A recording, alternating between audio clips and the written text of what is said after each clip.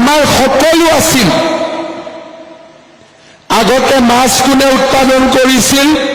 আমাৰ অনুসূচিত জাতিৰ সমাজখনে। আদি মাছ কোনে উৎপাদন কৰে? অচিনাকি মানুহবিলাকে। এই যে পৰিৱৰ্তন হ'ল, এই পৰিৱৰ্তনত আমি কাকো হিংসা নকৰোঁ। যোনে কৰিছে কৰিব দিয়ক, কাকো ভাঙি দিব আমি কোৱা নাই। কিন্তু অসমীয়াইতো প্ৰতিযোগিতা কৰিব লাগিব, অসমীয়াইতো ক'ৰবাত যুঁজিব লাগিব, জাতিটোতো আমি জীয়াই থাকিব লাগিব। এদিন দিন হ'ব,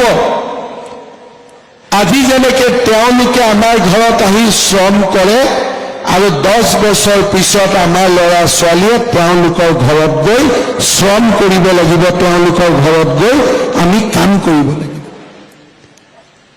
আজি চৰকাৰ আপোনালোকৰ লগত আছে। এইখন চৰকাৰে কাকো ভয় নকৰে। এইখন চৰকাৰে চিধা চিধি অসমীয়া মানুহৰ লগত থিয় হয়। ই কাকো ভয় নকৰা চৰকাৰ। এই চৰকাৰৰ সুযোগ লৈ জাতিটোক পুনৰ নিৰ্মাণ কৰক।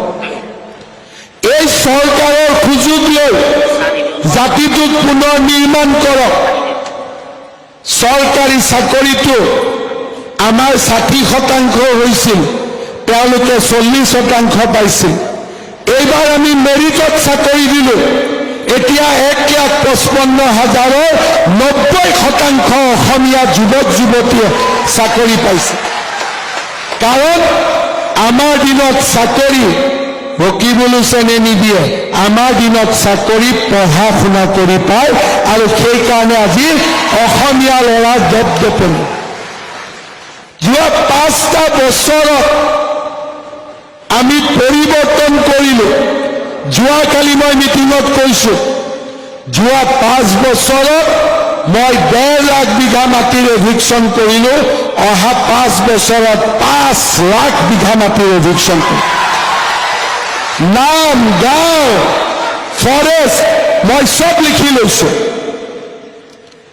আৰু মোক ভয় খুৱাইও লাভ নাই, মই ভয় নাখাওঁ।